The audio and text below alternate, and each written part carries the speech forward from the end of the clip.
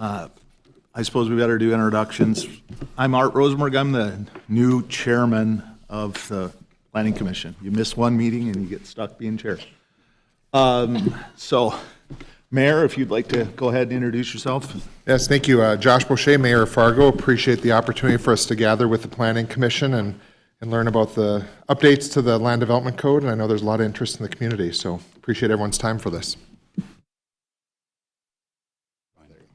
Michael Batlock, Planning Commission. Oh, sorry. Good morning, Amy Haas, Planning Commission. I'm just going to get up and move to that side to spread things out, so I'm not leaving. Tommy Schmidt, Planning Commission. Paul Aglai, Planning Commission. John Strand, City Commission. Joseph Cecil, Planning Commission. Kim Satrowski, Planning Office. Mark Williams, Planning Department. Matt Ingles, CZB. Pete Lombardi, CZB. Nicole Crutchfield, Planning Department. And then I was also going to say, if not to put them on the spot, but if Megan Elsag and Donald Kress would like to join us at the table, you're welcome to. And then as we pass it on. Michelle Turnberg, Fargo City Commission. Chad Peterson, Fargo City Commission. Nikki Gullickson, Fargo City Commission. Thank you. We'll have, Nicole, you want to kick us off? Yeah, so thanks for joining us today. And also it's our first official joint informational meeting between the Planning Commission and City Commission. We'll have one other member coming up here real quick. I'll introduce her, Tracy Georgie. And, but take your time, Tracy. This is informal, even though we're set up in a very formal way. And, but yeah, so we're pleased to have with us the CZB. I think it was almost 1 year ago today, we had our kind of open houses and introductory meetings with the public on just reconfirming the goals of the growth plan in relationship to the vision of the Land Development Code and its proposed regulations. In early spring, we saw a first draft of the Land Development Code that had some work to do. CZB is here to kind of report on what we've heard and the latest version. On late last week, we published the new version of the Land Development Code, and we'll have EDIC this afternoon. The Economic Development Incentives Committee is meeting this afternoon. We'll have a quick briefing on what's to come there. So we have a lot of moving parts, and so with that, I'll just pass it off to CZB to get us started. This is really informational, and again, we're really glad to again have this joint informational meeting with both the City Commission and Planning Commission. Technically it is a Planning Commission meeting, so Planning Commissioners, please speak up if as you need to and like to, and then it's really great to have that crossway communication with all the folks that are helping us lead us to the next stage. All right, thanks, Nicole. And so what we'll be doing here is giving you a glimpse of the content that we'll be working through over a series of workshops this week. So you'll be getting a first look at the update material that we'll be sharing. What we have is a quick overview of this public review draft that was posted on the project website a little over a week ago. We'll talk about key updates to the draft since the release of the very first draft back in April. And then we'll be presenting the list of topics that we're prepared to talk about this week. One of the things we'll be interested to see as we meet with different stakeholders is what are the things that are of interest to them? What specific features of the code or what general topics do they want to learn more about? So that's part of the purpose of this week's visit. So in terms of project updates, we'll be just in our workshops talking about some of the basics of the LDC, what the LDC is. All of this is pretty straightforward to all of you, but also providing some additional grounding on what did the growth plan say, how has that been the primary source of direction for the LDC update process so far, what are the points of policy direction from the growth plan in terms of better connectivity, better base, design, greater integration of housing types, just kind of putting our finger on some of those points of direction from the growth plan.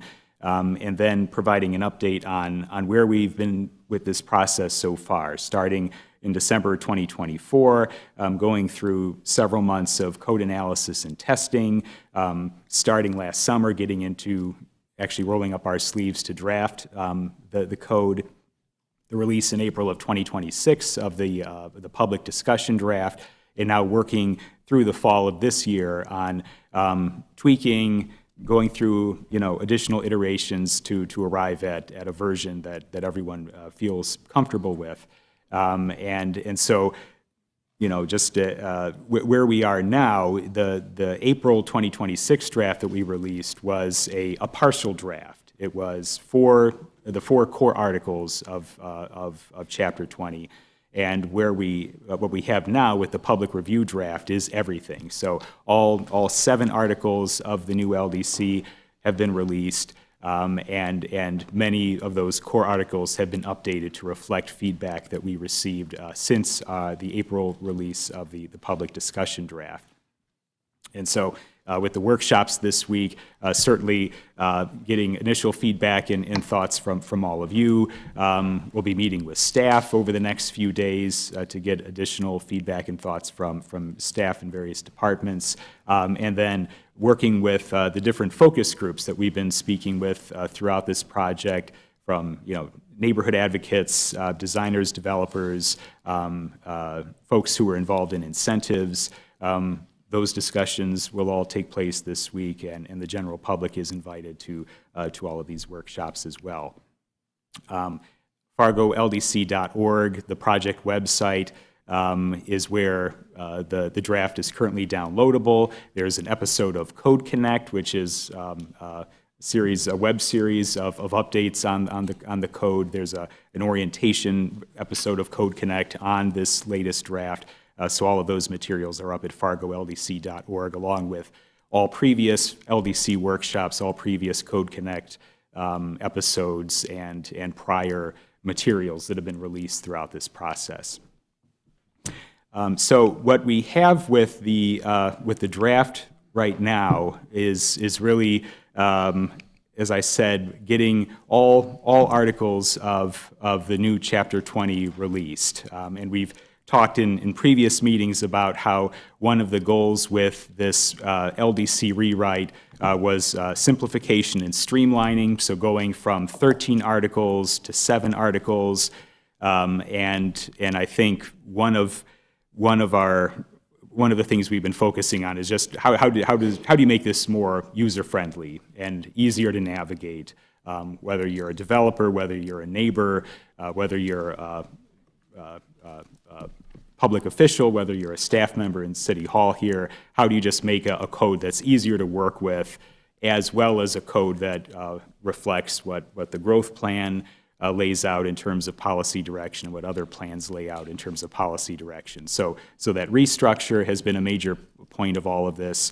And so those 7 articles that are now part of this latest draft, you have a first article that's all the standard introductory provisions that you would expect at the beginning of a code like this.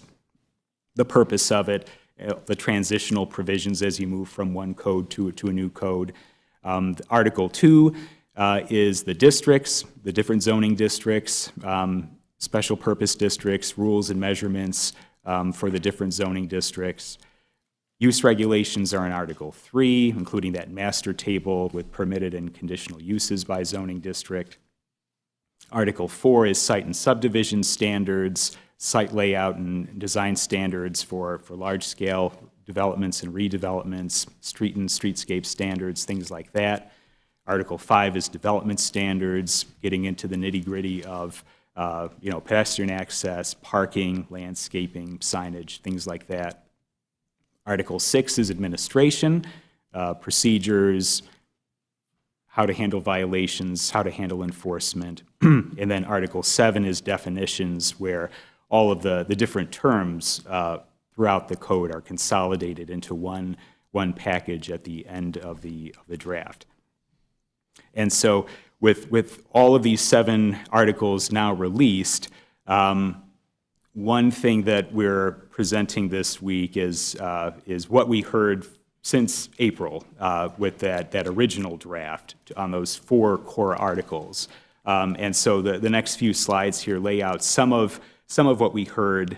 We had a form on our website where people could submit comments. I know people have also been submitting comments through email to staff.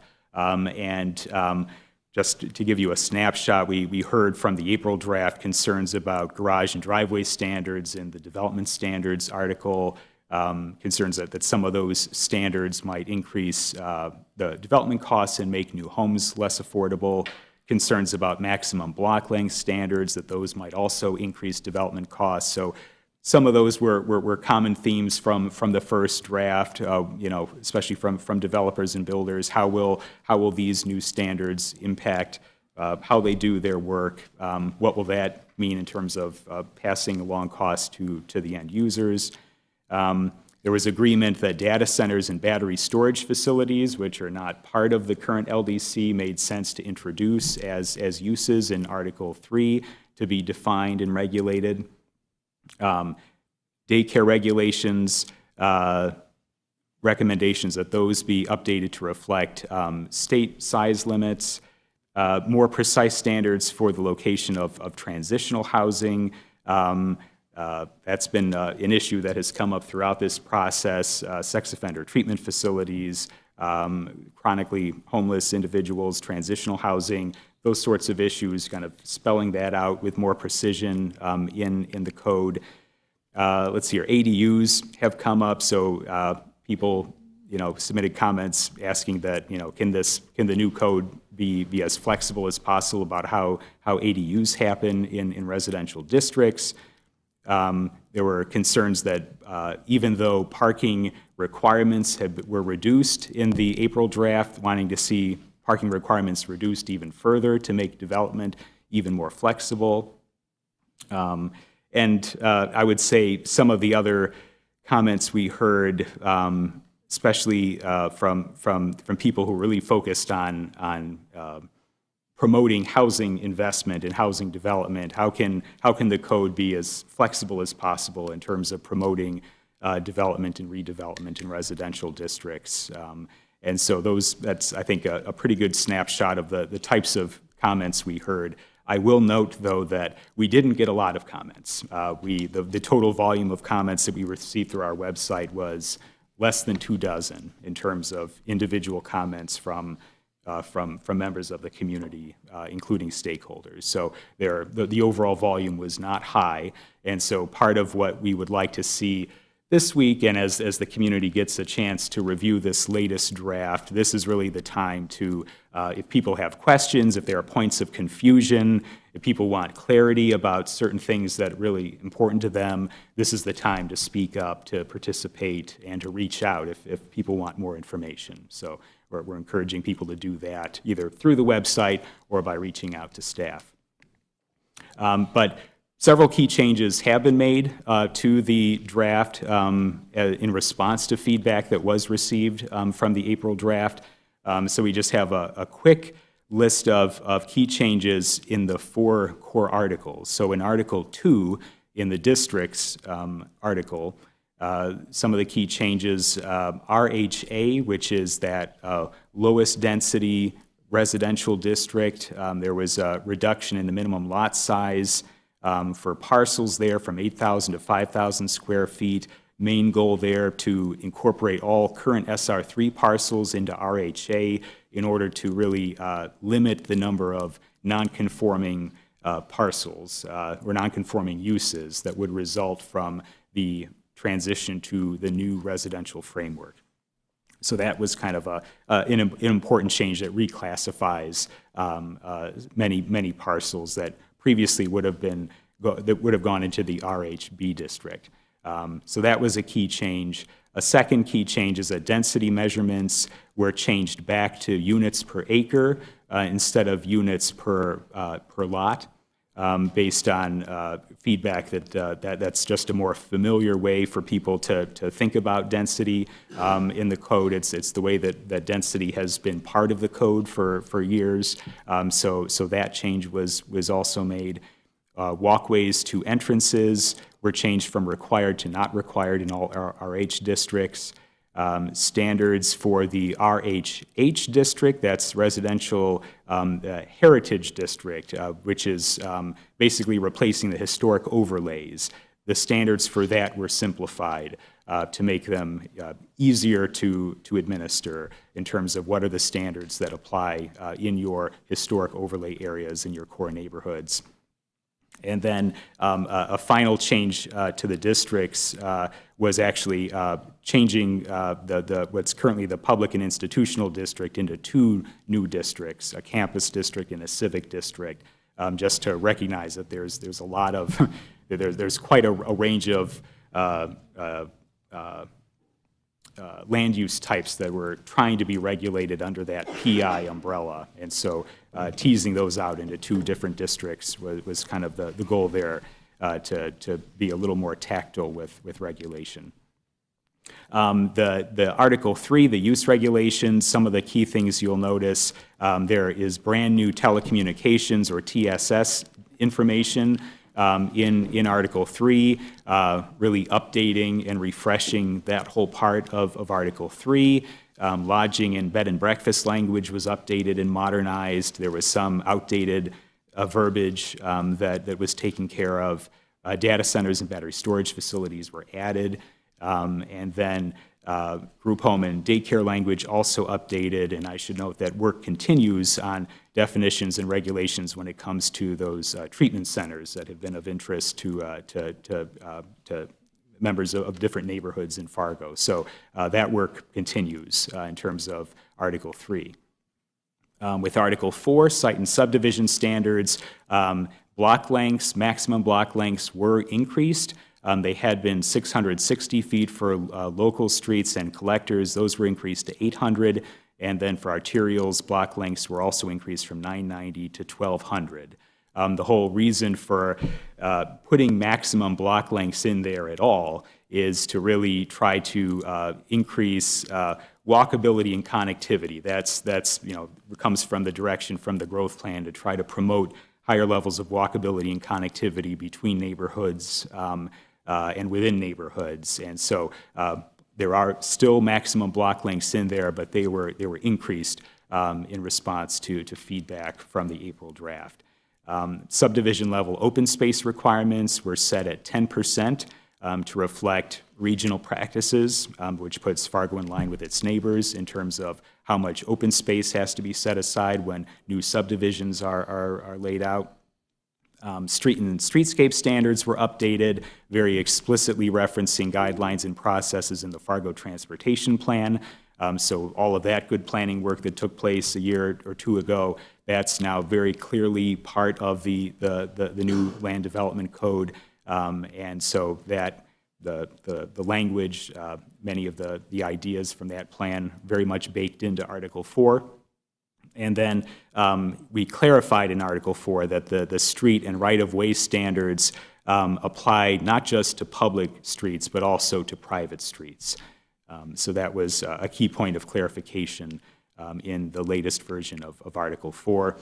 And then the last slide here in terms of key changes deal with the development standards. There, garage and driveway standards were simplified. There are still driveway standards, and we expect to have some good conversations with stakeholders this week about how those currently look and whether they seem workable. But those standards were simplified between the April and this August draft.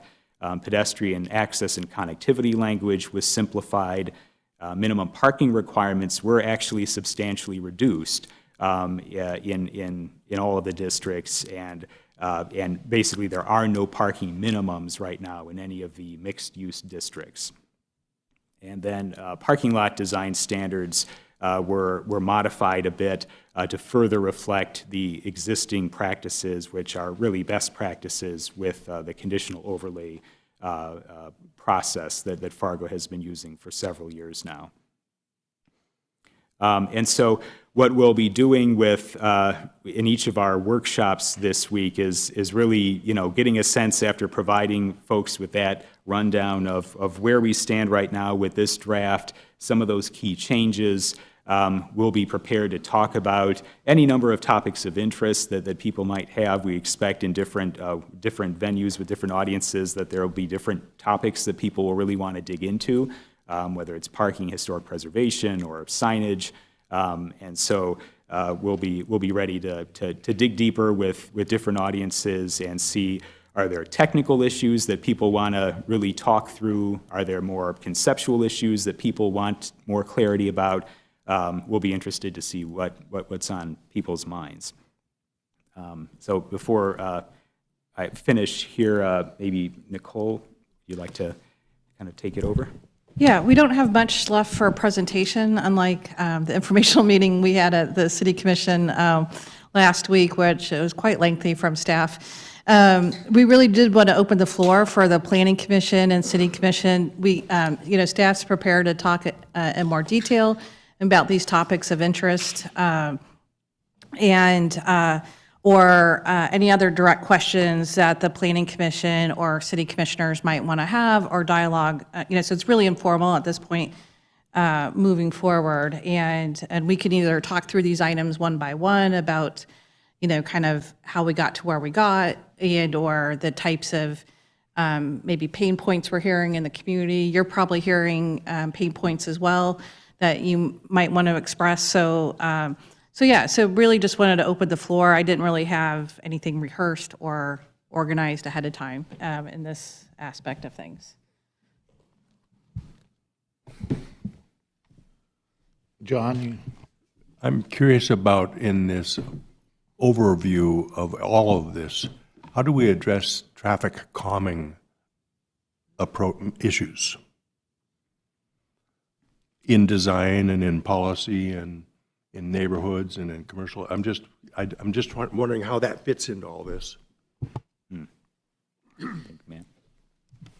It's a great question. I think probably, John, the biggest thing is with when new streets are built, because that's really, traffic calming is typically something that's done after the street is built. Usually it's because of speeds and neighborhoods and things like that. And it's not necessarily a LDC topic, with the exception of when new streets are built. And so making those streets feel a little bit more narrow. When a street feels narrow, it has street trees, curbs, on-street parking, all of those things contribute to slowing traffic down. So those types of things are addressed in the LDC for new streets, but it wouldn't address existing streets in terms of calming traffic on existing streets. That would probably be something more related to either to the transportation plan or engineering in what would be a city policy on traffic calming. And I'll just continue briefly, but as we develop new areas of town, that has to be a priority. If you're building a new street, if you're building a new part of town, I think that should be a front burner requirement. And then that'll trickle out into our neighborhoods more naturally. Yeah, that's one of the reasons why we do have the streetscape standards in there, and I think Pete pointed out that they apply to both public streets as well as private streets. So that way things begin to calm down, because the speed is set by the way the street is designed, not necessarily the speed limit. A lot of folks think that, if you just change the speed limit, people are going to slow down. But we all know that, we kind of drive as fast as the design actually allows us to, within reason. So making the streets feel a little bit more narrow with street trees and sidewalks, on-street parking, those types of things certainly help with that. One of the things you might not see yet, the transportation plan is just recently adopted. And so as it applies to greenfields, you're just now starting to see in new greenfield developments and or corridor planning efforts that MetroCog or the city engineer undertakes. You're just now starting to see the impact of that transportation plan and driveway access, control access, things of that nature.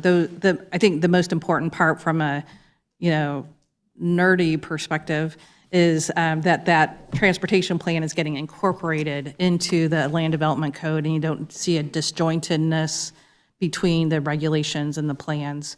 So that's a long time coming. I think at the staff level, we've been talking quite a bit. It'll be interesting. We could probably have a whole brown bag just on transportation planning. And if you look at, I think it was either Jeremy Gordon or Tom Knockmoose the other day, we were having a coordination meeting, and they were comparing two different local road designs and, kind of what I would call our modern day local road design versus, maybe past practices, and compare those road widths and paving widths and things of that nature. And just even from a financial perspective, how expensive that is. Tom was kind of comparing those pieces, those intersections. And I think the Planning Commission and City Commission would find that dialogue interesting. I have a couple issues, especially coming from residents. For the past 2 years, I've been working with a very active group near Lincoln Elementary who's very concerned about having sex offender treatment facilities in their neighborhood. I think any residential neighborhood would be concerned about that.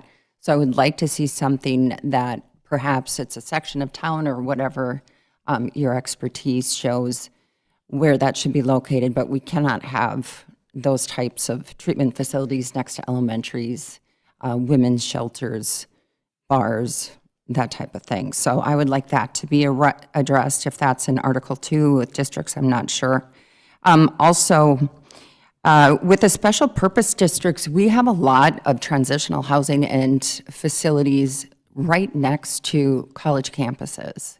Is that something that can be looked at? I just don't think seeing 10 people outside on their patio smoking pot is a good thing for college kids to be as they're walking to and from class. And I know this has been an ongoing problem because I've been there and witnessed it and had meetings with some residents who are very concerned about it.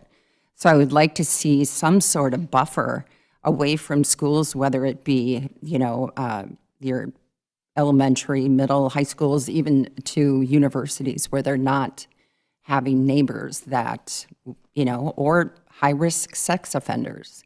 I'd like to see those not near college campuses. Another complaint I get is becoming more common is the VRBO Airbnb situation, especially with people who live in a twin home. And this is their home, their permanent place of residence, and they never know who is going to be on the other side of them. And I've had some very bad experiences with that. And there doesn't seem to be, working with the city, any sort of guidance or rules about that. So they're having to put up with a lot in their lifetime investment while the people next to them are parking all over, having parties or loud get-togethers. And it's just not a great, way of living every day. That, and I'm just curious, are we bringing developers to the table when it comes to local developers, the people who will actually be building our much-needed homes that we need, single-family homes? That is a big concern of mine as well. Maybe I'll start with the last question, and then for the housing-specific topics, pass it to you guys for a quick update, and then we can kind of, there's a lot in there, but I can appreciate those because they're all comments we've heard at the staff level and in code enforcement as well. So in terms of developers and builders, yes, absolutely. In fact, there's a focus group that included invitations to what I would call our frequent permit people. And so there's kind of folks that routinely issue or obtain development permits, whether that's architects, engineers, landowners, developers, and the Building Industry Association. We're all invited to meetings, and then we did a kind of a guest presentation to the home builders. Sorry, still call it the Home Builders Association, but the BIA. They had a lunchtime presentation that we presented at, as well as the Realtor Association focus group, government affairs group that we presented to. And so absolutely, and then I think that's a good point to also mention, the day-to-day user of the land development code is probably not your average citizen, but it's probably the development and building community. And so we, Tracy's nodding her head, folks that are working, Tommy, Michael, folks that are working with the code on a daily basis and are probably our day-to-day frontline staff are working with the code. And that's the main thing we want to do is make sure it is user-friendly, simple to understand. because the training and implementation of the new code is also going to be a heavy lift for the community and staff. Jumping to the housing, I'll maybe talk to the treatment center first because, yes, we are kind of working on that, and we are working on a kind of technical analysis where we're defining maybe a new use category called criminal justice treatment facility or something, so new land use. You won't see that in the draft yet, so there's probably a number of what I would call technical details. Those experiencing aren't going to consider it a detail. When we think about the macro of the land development code, we're finally at that phase that that a lot of people have been waiting for on getting into those really fine details. We might deal with one treatment facility a year type of thing. Obviously, if you're living next door to it, that's a frequent issue. And so as we get in those level of details, TSSs, which cell phone towers, really fine-tuned details, we're starting to get in that fine-tuning, if you will. And, but yeah, we're looking at adding a new criminal justice treatment facility category, as well as the, there's a new land use, we're seeing it pop up in number of different places called sober living. We call it sober living. And there's a lot of variety of how sober living facilities are being, showing up in neighborhoods and showing up in housing. There's another category that we spent a lot of time in code enforcement kind of trying to get our heads around that includes kind of in lieu of a nursing home or aging in place are, people that need, because there's not enough beds in our state. And so the state is working on kind of I'm not going to get it quite right, but a new category of group centers, group homes, where someone needs long-term care at home. And so you've seen, the Planning Commission has seen a couple CUP applications where, particularly one in Golden Valley, where the neighborhood was not happy. And so as we try to get in these not in my backyard kind of category land uses, the Fair Housing Act and what people in community needs are, there's a balancing act. So those are, on Monday with the informational meeting, I called them sticky wickets. Those are going to be the policies that we'll need to kind of establish with the land development code. My proposal is that to you all, is that we as a staff suggest, based on what we're hearing and analyzing and those fine details, we'll make a proposal to you and then hear from the public and the Planning Commission and City Commission your feedback on that proposals. We're just kind of on the cusp because I think each of those items are going to need to be looked at one by one, if you will, to make sure we all understand.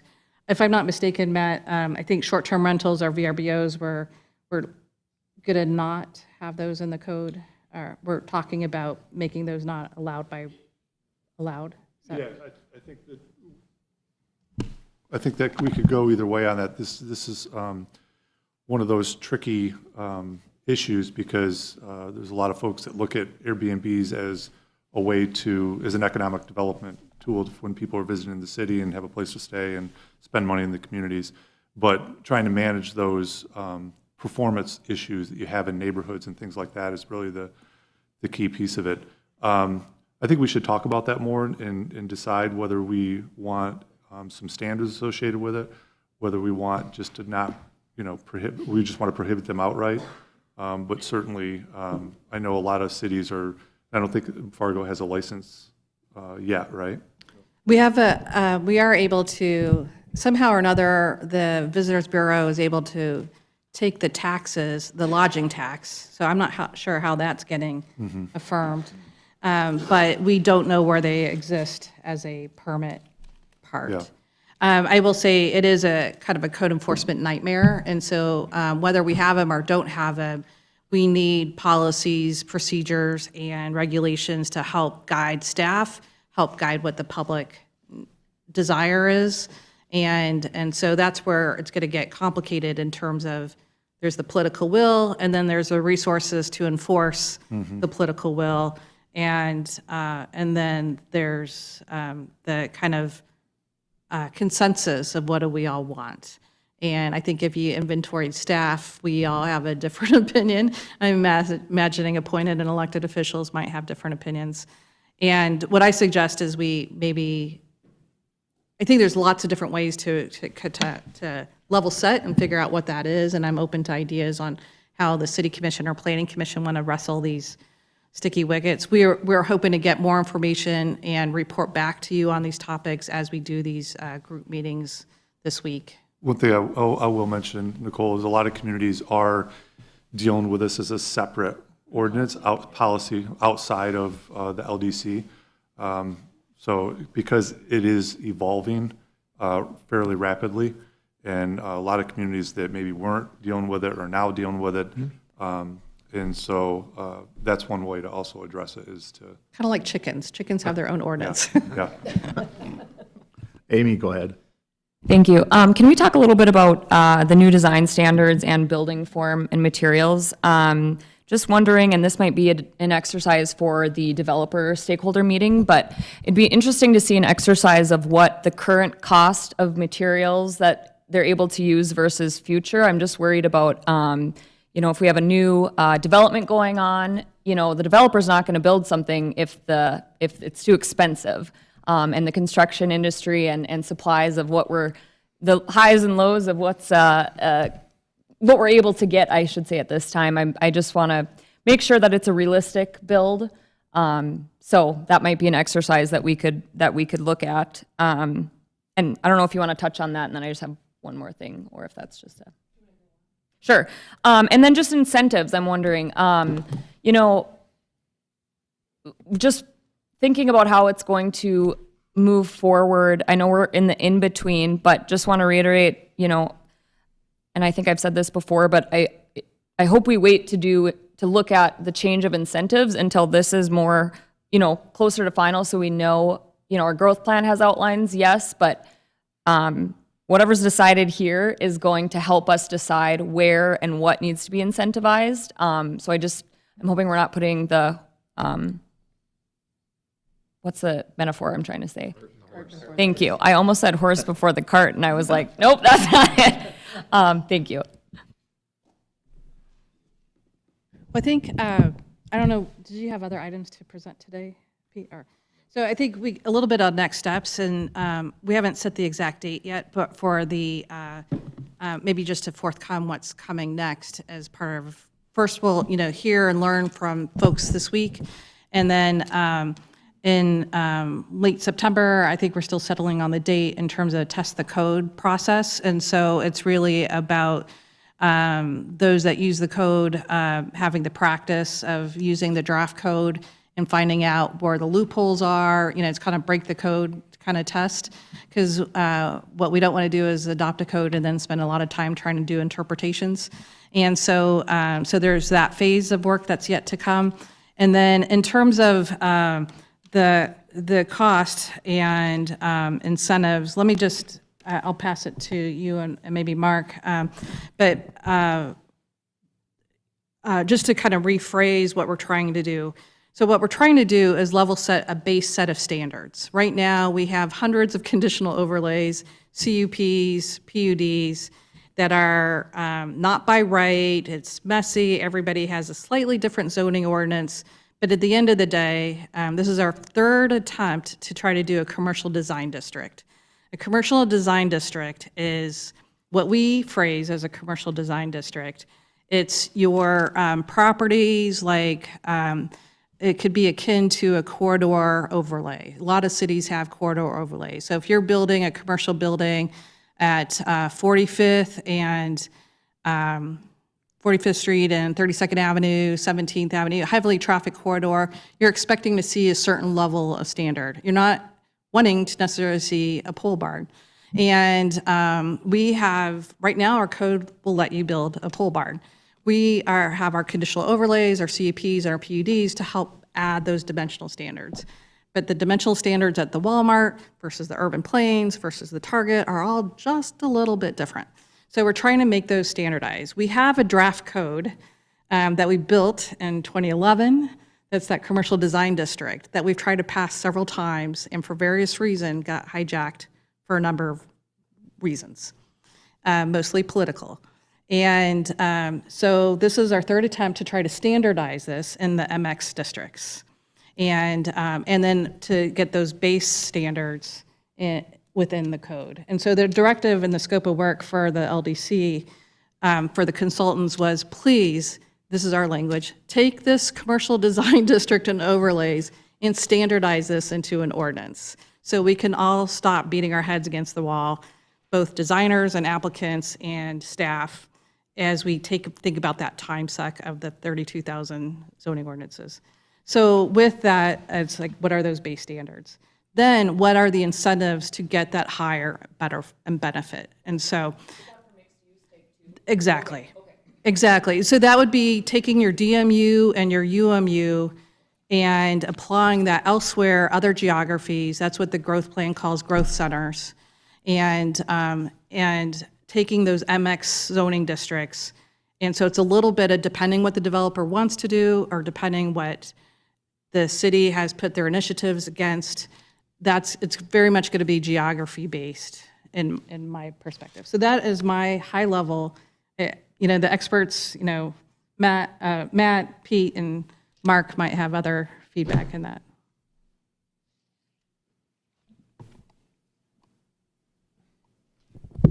Maybe to add that a little bit, our 1998 Land Development Code doesn't really have any of those overlays other than in the downtown mixed use or a little bit of the UMU. Probably 2005-ish, somewhere around there, plus or minus a couple years, we started having developers approach us wanting overlays on their property because they wanted a higher standard of development. And when we started looking around back then, we also identified other developments that were built at a higher standard without these overlays because the developers realized that they wanted a nicer building in this area. And then we also started getting inquiries about, well, can you protect my development across the street? And that's where these overlays started coming into play. I would say probably 98% of the overlays are really non-eventful, and that it's the property owners are looking for that, and that's been what's been codified. Okay, thank you. Chad? Thank you, Mr. Chairman. So affordable housing does not necessarily mean subsidized housing. We'll start with that. So one of the things I always talk about when I get to things, these broad brush policy changes where you've got 20-ish plus people commenting, right? It's usually the same 20 people, regardless whether it's bike paths or water brand or a land development code. Wonderful people, glad they're involved. To Commissioner Turnberg's question, I'm glad Ms. Crutchfield mentioned that we are meeting with builders and developers. The most important takeaway there is I want us to be listening to them too. I don't want us preaching at them. I want us going in and saying, how can we make this easier for you and cheaper to build a single family home in Fargo? I want developers in Phoenix, Arizona to say, we were looking at developing 1,200 units in South Phoenix. We're building 1,200 units in Fargo now. Easy, it's too cheap, there's too high of a demand, let's build in Fargo. I've not seen that as the case. What I've often seen is government stepping in and making, I always call it Ferris wheels and unicorns, because you gotta have a walkability, you gotta have a thingability, you gotta have a deal. No, I want single family homes built at the least possible price right now. Now, will that be great for 30 years or 50 years? Don't know, but right now we need 16,000 homes in Fargo. And Fargo's sitting in the way of plenty of development. How do I know? Horace is exploding, West Fargo's exploding. Even our blessed friends across the river in Moorhead are building. Yet we sit stagnant. We have an opportunity to set our path for years to come as soon as the diversion's done. And it's done, and I'll talk about this with our mayor, putting a moratorium on flood-proof foundations. I think we should talk about that and do it arguably in the next meeting, maybe two at most. The buildings to the construction to the south and construction to the north is going to explode. I want people to do this, again, as painlessly as possible. And I don't want the government sitting here saying, I need to have an extra Ferris wheel or unicorn driving up my cost by $50,000 because someone needs a bike path. Not everybody needs a bike path.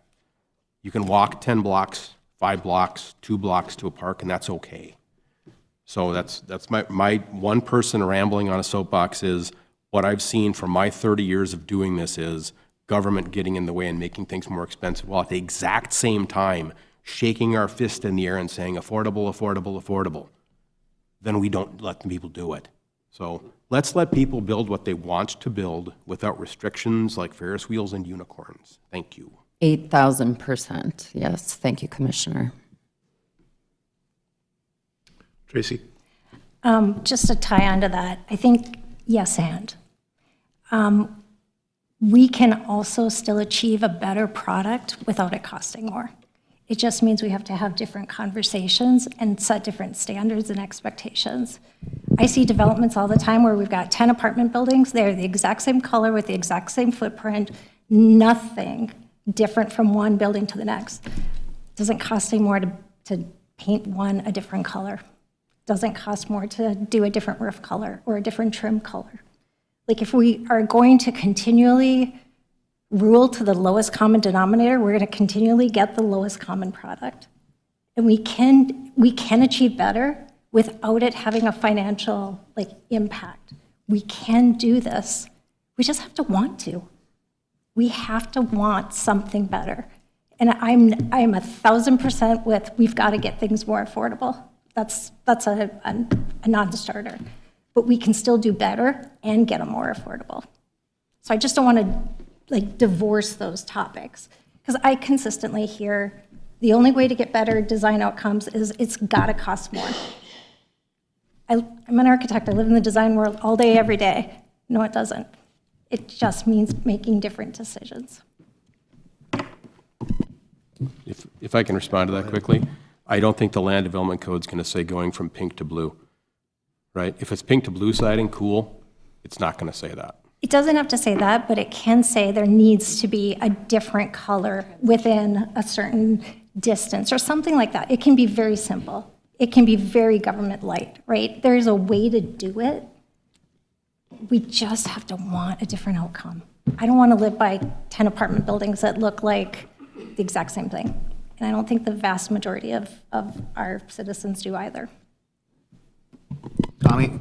Yeah, just to reiterate what Commissioner Jordan is saying, this draft of the land development code is taken after the growth plan, which had hundreds and hundreds of comments and responses of citizens of Fargo saying, what do we want? And the status quo was not, I think that was an overwhelming response, was that we don't want the cookie cutter, just do a track of a 1,000-foot block length and just call it good because that's affordable, because that's just not what people want. And so that's what we're responding to. That was the marching orders for the land development code. So yes, we want affordable, and we want to do those little things that can be written into ordinances to make these spaces actually special and not just, Horace is growing, but there's some streets out there that are pretty life-sucking when you go out there, right? It's very monotonous, and they're putting up houses, which is great, but there are houses on streets that, like Commissioner Strand said, they're very long, very straight. That's not very safe for, vehicles are encouraged to drive quickly on those streets. There's not a lot of street trees. There's not a lot of friction on those streets, so it's just not places we want to be building. I think it's a balance, right? Make it easier and flexible to increase density. That's one. I think that's one thing that this draft is doing really well. But I think also demanding a bit from the developers that the status quo just isn't what the people are wanting right now. Vicki? Thank you. This is also a piece of a little larger discussion as well, because in making things affordable, we also have to look at building codes, because there are some building codes that have requirements that are making costs increase as well. So it's all a piece of the puzzle. We got to work all the pieces. I agree with everything that's been said. We want more affordability. I don't want things so cheap they crash. So that's what building codes are for. But I think it's all a piece of the puzzle if we can get all the right people at the table and make this as painless as possible. To Commissioner Peterson's point, I agree with that wholeheartedly. Paul? To catch up on a couple of recent comments. First of all, design. Something I've mentioned before, and I think it's really important. West Fargo has a very impressive design overlay district along I-94. So you drive along I-94 in West Fargo, and it really looks quite beautiful, and one could be proud to be there. If we're doing design overlay districts, the interstate is really important as a place for design overlay. Second, Amy mentioned building materials. I made some comments on the new draft last week. I don't know if anybody's read them yet, but there, at the end of in whatever the last section is, talks about building materials. I think that was lifted from the 1998 LDC, and it has a list of building materials that don't make any sense anymore. So I don't think specifying building materials is really an important thing to do, because design is what's important, not whether it's EFS or something else. And my third comment is about affordability. Yes, we're all talking about affordability. But, I've been noticing some subdivisions that were done a few years ago, and it seems to me that the developers themselves sometimes are designing things that are less affordable than they could be. And the reason is apparently because cheap sales, you look at the front of the house, it looks great, but in 10 years, I think some of these subdivisions are not going to retain the value. And as a planning commission, I think our role is to look into the future as well as into the present about affordability. Tommy? This is more of a question. Commissioner Gullickson brought up the building code, and reading through the draft, and I'm an architect and I understand the building code portion of this, there are specific areas that I find challenging from a building code perspective that it's probably really granular for this discussion, but for instance, there's at a certain height, you have to step the building back 20 feet or so with wood frame construction, which is what we do around here. That's just extremely expensive and tough detail to do. So those kind of things, what's the best format to bring up those concerns that get addressed? One is maybe at the forums later today, if you happen to be there, but then today or tomorrow. But also, I think just emailing those directly to us, I think is the best way. And I think there's going to be a link, that Google link is up again, right? Yeah, at fargoldc.org, there's a link to send. Maybe that's, Paul, what you did. Just send, you put your name, your email, and you can send 100 comments through that. We'll get all of them. I sent several days ago, yes. Yeah. Yeah, but those are exactly the types of things we need to hear now, Tommy. And I think that's our goal here the next 3 days, is to get some of that feedback from the community as well as the commissioners. On a side note, I probably shouldn't say this, but I agree with you on the transitional portion of this code too. I've struggled with the residential protection standards forever, and they're really hard to apply and sometimes don't even make any sense. So I know it's something we need to look at. I'm wondering what things will look like in 50 years. With the diversion footprint established, the boundaries established, the growth established where we can and can't grow. I'm just curious where we will be in several decades and what it'll look like and what our challenges will be then and what we will regret we didn't do now. Like a question in my mind is, at what point do you grow up? I mean, not growing up like me growing up, but go up, the building vertical. But that timeline's on us. We don't have a footprint to grow into past the diversions boundary.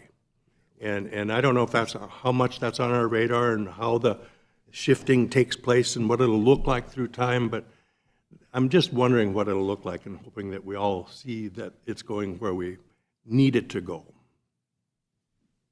And to your point, Commissioner, the growth plan, I think, can you guys hear me? Does a nice job pointing out that a big key piece of our growth needs to be reinvesting in our current assets. And I see that being a portion of what you're speaking of, but I would agree with you on going vertical. Any other questions? I guess I have to talk about parking because I talk about parking every meeting, and it's the first thing on here. I am not a fan, I will never be a fan of letting the developers just have parking whatever they want. I don't think that's a smart move. I don't trust builders, developers to make sure that we have enough spots to park places. And we have lots of places in this community where there are no parking on the streets. And the concern I have is, this happens a lot, where tenants sign leases, they move in, and they can't get anybody to park, they can't get anywhere to go, and they're stuck in a lease, and they're fighting with the landlord because the landlord didn't care about where to put the parking, to deal with enough parking. They were planning on not having that kind of tenant there, but that tenant needs more spots than they have, and there's no ability to do that. And I just think that we have to figure out some standard. I'm okay if they have street parking. I mean, if they have access to parking, it's okay. But in some of these spots that we do it, there's no parking on the street. There's barely parking inside, and then people are walking 3, 4, 5 blocks, and it's, in the middle of winter, it doesn't work. It's just not an acceptable process here when we do that. And moving snow, and I looked at some of the parking standards. I mean, some of that stuff's pretty extreme. Having sidewalks, building sidewalks on the medians, doing some of this stuff with what was proposed. I think we got to look at it a little harder than that, and try to come up with a little bit of better plan. I'm okay with reducing and dealing with it. I mean, I know we have to because it's an affordability issue. It absolutely is. But at the same point, we have to make sure that these units, these houses, these apartments, everything that's built has access to parking, because last time I checked, we're not going to get rid of cars anytime soon. I mean, we're just too far away. There's places that are too far away, and we have to figure out how to make sure that that parking plan has some flexibility in it, but doesn't do it. Because, I mean, right now, we see every meeting, we do some kind of adjustment for parking. Every single planning meeting I think I've been at for the last, 3 or 4 years, we always do some parking adjustment because of the way our code's written. And I think we can fix it, but I'm not comfortable with just letting them do whatever they want and not administrating it, especially if we're going to administrate medians and how the parking lot looks and all this stuff. I'm like, you're just going to force them to put less spots in. I mean, that's what I would do. If I'm a developer and you make me put in medians and put in all trees and all this stuff, well, then I'm just putting less spots in, because I'm not going to pay for that, because that's, it's a lot of work. And then now I have to have snow retail areas for snow, and I have to do all this stuff to do it. I'm going to reduce my parking, and then I'm going to figure it out later when we have a problem as a build out. And I think that's a bad plan that we're looking at right now. And then the other thing that I'm concerned about globally that we need to look through, and I need some more input from the consultants. I didn't feel like we have an appeal process and a structure right to deal with things that don't work, that aren't accepted. And the one thing I always like about what we have right now is if the Planning Commission, in most instances, doesn't approve something or approve something, there's the City Commission to deal with. In some of this spot I read, I don't really like the department, the planning department, being able to approve things or adjust things for speed. I think it still has to go to the next level or go to the elected officials or do some of that stuff. I think the developers, the people, especially people that are kind of new to this world, not the pros, that they have a way to appeal, they have a way to go through process that makes sense for everybody, and it's fair. I just don't want to make sure that it ends up in the planning department. The planning department says no, and they have nowhere to go.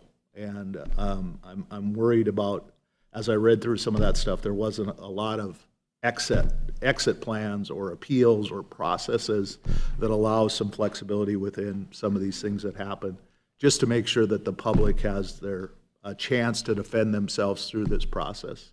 And I don't think we should leave it on the department either at that level because that's a responsibility they don't really need either.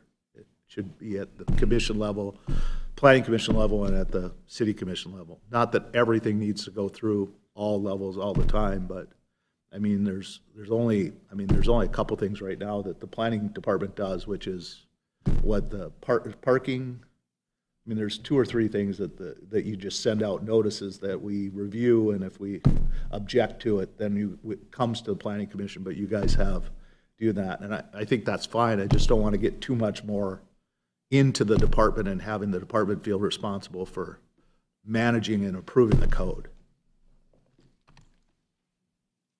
Maybe to touch on that a little bit, I would say that there are several different decisions that get made through the development/building process that has all sorts of different avenues to go, and maybe it wouldn't be a bad idea to maybe talk through those appeal processes at a planning commission meeting and how that layering is. I would say the new code is fairly consistent to what the old code was when it came to what was requested and why and how it gets appealed or challenged per se.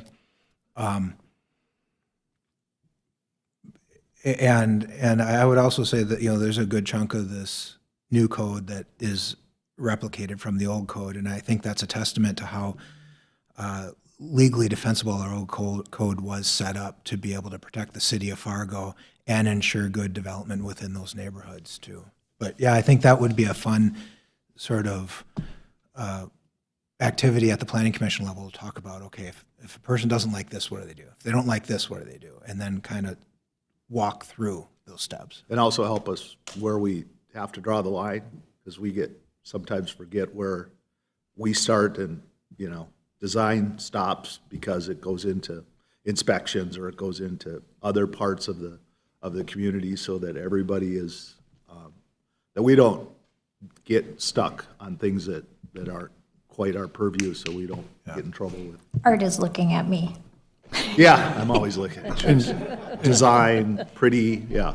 Just to clarify, there will always be, according to state and federal law, an opportunity to appeal. So the process is there, it's required to be there, and I think right now even administrative decisions, the way it is in the code, will go to the planning commission or the city commission on appeal. So that's the way it is right now. And with that, Art, it'd be helpful to, as we start moving into this and adopting and going through this, really understanding our purview, almost like if we can have some sort of job description. I mean, just to better outline what's in our, court and what's not. I think that'd be very helpful. John? Is your planning commission full? Are all the seats filled? Because over the years, I've seen 1 or 2 or 3 vacancies that they seem to not be able to fill because of the lay of the land, or I don't know. Extraterritorial, yeah, because of the ET, but I think we're full now, aren't we? Yeah, we have the extraterritorial. I think there's, 3 seats? There's three seats, Sean, that are extra for the ET, and those were the ones that were always the hardest to fill. But right now, we've been full here for a little while with all commission seats full. I've got a question on what the process looks like for the first draft of an updated zoning map. I noticed that wasn't in this draft. Is that something that we're going to have a chance to look at prior to the final draft and have a comment period for? I imagine that's just going to have a can of worms too, right? So can you just talk about that process? Yeah, absolutely. That for those that would like to have those, kind of detailed discussions, we maybe a teaser for our focus group meetings, our open houses. We'll have some kind of a draft map at the meeting itself. It's really, the meetings are focused on this stuff, but you're absolutely right. As we, especially in the core neighborhoods, I think, where we have existing land uses and zonings, there's going to be a transition or a conversion, if you will. And there's some properties that maybe weren't the correct zoning district to begin with. And so when we talk about those transitions, we'll have to have a deep dive on that. But universally, I don't know if Mark or Matt, did you want to say more about that? The only thing I'll add is that just based on experience, and it's people can get caught up in the map, and the regulations could change. So we want to make sure we get consensus on what the rules are going to be. And then, really before that map gets out there largely, because it could change multiple times. And when you start changing map and putting properties in and moving from one district to another as we go through this process, it's sometimes difficult for people to get their arms around that. It's like, why were you changing it here and now it's in this district? Well, it's because the rules changed in the code itself. So we try to make sure we get everyone really comfortable with what the code says before we really roll out the details of the map. Yeah, and to add to that, I think our goal is to be able to rezone the entire city to the new zoning districts. I'm gonna, since we have a lot of new faces here, I'm gonna, and Nicole might roll her eyes, but I'm gonna stand on my pyramidal zoning soapbox. In the past, what has happened in the city of Fargo with the previous codes is you had industrial, commercial, multifamily residential, single-family residential. Well, the codes are written that anything that was up on top, you could build anything below it. So when you look at the existing city, you'll still see some houses, single-family houses in limited industrial zoning districts because they were allowed based on how that area was supposed to be developing at the time. Our 1998 land development code came along and we said, okay, all of these zoning districts are going to transition to this zoning district. So, the industrial one turned into LI, but it was still a single-family residential house. So our goal by rezoning the entire city is to be able to clean up some of those areas where you have MR zoning that's actually single-family residential, and to help protect the integrity of some of those neighborhoods because of what has happened in the past 3 other land development codes. A few years ago, I heard Tommy ask about what we're doing to accommodate transitions from commercial to residential. And my sense is that's happening across the country. Is our approach accommodating that? Does it allow for typically commercial spaces to easily be converted to housing when that shift is happening where, we all know if there's less commercial and need more housing? Are we accommodating that in our LDC, or does it need to be there? I would say yes. We've been accommodating that in the overlays we've been putting on because it seems like there's a societal want to have more integrated land uses in the areas where our existing code separates those land uses a little bit more. So the overlays were one step at starting to bring those land uses together. In addition, when you look at our housing study encourages the vacant office or the vacant commercial to be converted into residential, and we've already done a couple projects at the Planning Commission level that has removed some of those office spaces and turned them into residential spaces. And if you look at industry trends, that's just going to continue. That's not slowing down anytime soon. So we have to make sure that we've got that flexibility built in. This might be a question for Nicole. Could we have at some point a planning commission session on, we don't need to talk about it here, but I'm curious to get more in depth about the Lost Creek recommendation of denial from your department and just how it affects our growth of what we should be outlining now. That's just a side note. Yeah, and it's really not about the growth plan and zoning. It was really in support of the capital improvement plan and the police safety plan and the public works resources. I think from a zoning and growth plan perspective, it was, I would say, ripe for that, except for the industry, the infrastructure that needed to be extended. And so it was about a $50 billion debt expectation and how to balance that with the budget and more financial and operational. And so the growth plan in relation to, and we could have a whole session on this, but it's probably not for the planning department to host that, nor the planning commission. The planning commission's role, the planning department's role is to facilitate and intake the review comments. And so it's about when an application comes in, it gets routed. As it gets routed, we get all the review comments. And so Public Works is looking at things, fire is looking at things, police and safety, school are looking at things. So we receive negative comments. We don't usually receive negative comments, and so that's what made this extremely unique. But the 2027 budget process is looking at that right now.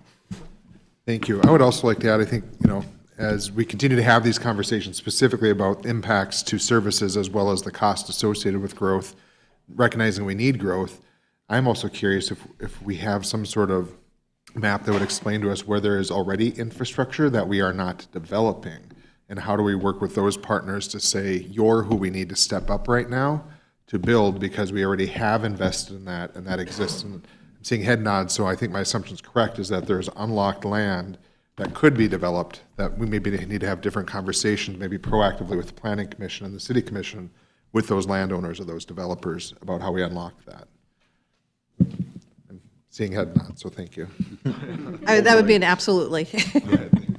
Not to add to that, but the challenge there is then sometimes we're holding people hostage that are ready to develop because other people don't plan on doing anything for 20 years, and it puts the planning department right in the middle of that. And so that'd be my growth plan shout out to the last chapter, last few pages. It's about the alignment of the capital improvement infrastructure, the city's financing plan, the city's land use development plan, how that all works together for forecasting city expenses, city sustainability, city growth. And so all of that comes together really nicely in the last chapter of the growth plan, which is a 20-year plan. Tommy? This might seem really random and kind of insignificant, but in the last couple of years at Planning Commission meetings, we've had quite a few cases, maybe 3 or 4, involving the number of unrelated people living in a single house. Is that something that this has been addressed in this? Have there been accommodations, and can you speak on that? Well, I think that goes back to a little bit of that group living, the purpose for that group living. Again, the treatment center, the treatment facility, that type of thing. But then, did we change the number of people that define family to 4? So so I think for Commissioner Strand, this has been a long ask of yours we changed the definition from 3 unrelated to 4 unrelated to be in line with our other cities of a definition of family. Is that other cities just in our metro, or is that regional? And the reason I ask is because going in, especially around NDSU, like in college, I was in a non-conforming zoning living situation, and I knew dozens of people that were like that. So, for every house that's a nuisance like that, there's probably dozens that are it's just fine, and it provides that affordable housing aspect, right? The more roommates absolutely. you have. I think probably sorry to cut you off, but we are running a little tight on time. There is a 1 o'clock edict meeting in here, and but yeah, I think to your point exactly. I think it's about the nuisances and how we regulate those nuisances. So is it the loud party? Is it the cars? Is it the parking? Is it the other uses? And so that's where Code Enforcement Task Force spends a lot of time on that. But we do have to define that number somehow, somewhere per our codes, and we can talk more to the team about that. Sure, and I'll take a look at it too. But just thinking out loud, equals number of bedrooms or something like that could make a lot of sense. And informally, that's a little, I don't want to talk about code enforcement, but that's a little bit what they do is look at, kind of beds and rooms and make sure that's, because the most important thing is we want to make sure that person's sleeping in a safe space. Yeah, my only concern is, and I have mentioned it several times, I think it could be used in a zoning framework and not just 4. I think there's certain parts of town that 3 is enough, because the problem you have is if you're in a single family development and you put 4 unrelated parties in there, it's not just the living, it's the parking, it's the driving, we talked about this with the NDSU problem with the football team that came in. It's like, hey, they come and go all different times of the day. When a family of 6 is leaving, they leave together, they come back together.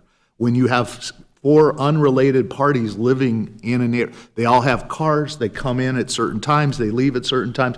There's a lot of activity just for one house. And so I think there's certain areas in town that should have 4, I don't have any question, but I also think there's certain areas in town that we should consider that maybe 3 is plenty for those.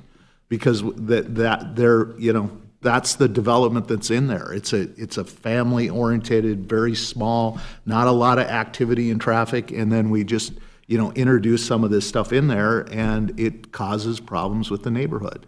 So I mean, if we have to do it because of the law or whatever to make life easy to do 4, but I still think there's a way to look at it from separate areas that we can adjust it a little bit instead of just immediately just blanketing it across, because there was a reason we did 3 a long time ago. And I think it's helped some neighborhoods and prevented some stuff from getting too chaotic, especially if there's 2 or 3 houses that happen to have 4 people living in them. And we all know that there's lots of houses that have 5, 6, 8 people. They just haven't been caught. And, but I think we need to work through that. Does there anybody else have anything before we call it good? Mayor, anything you want to add? I'd like to say one more thing. Thank you for your service. All of you who are working for the public and helping, you know, it's a thankless job and you don't get paid, so just know you're appreciated.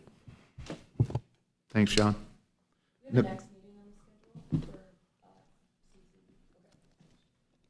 Nicole, we have anything else that we need to cover? No, just, I mean, to Amy's point, we'll send you some, there was a media release that went forward with the other public meetings this week, and then we have some open houses tonight, right?